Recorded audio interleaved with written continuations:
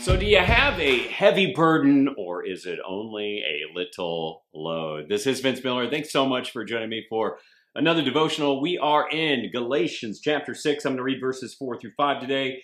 It states, "But let each one test his own work, and then his reason to boast will be in himself alone and not in his neighbor, for each will have to bear his own load."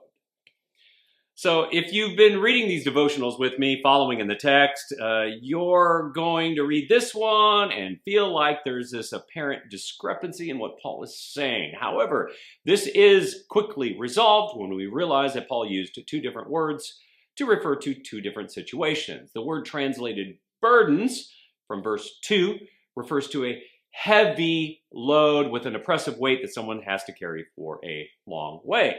But the word load in this text is a different word. It refers to a traveler's backpack, so something you would carry on your back for a ways.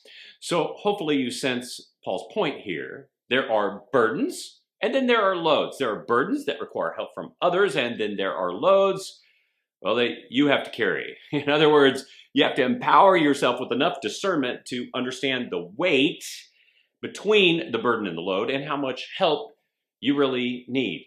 So every believer in life has macro burdens and micro burdens. They have burdens and loads. Some things concern believers together, politically, economically, theologically, ideologically, and even sociologically. And then there are things that only we can bear alone, like marital problems or career challenges, sin issues, and health concerns. And the key here is understanding the difference and striking a healthy balance on how we rely on the church. I mean, not being so independent that we don't seek help from the church when it's needed, and not being so dependent we expect the church to solve all our consequential needs. And this balance is what makes us and the church a supportive and thriving community.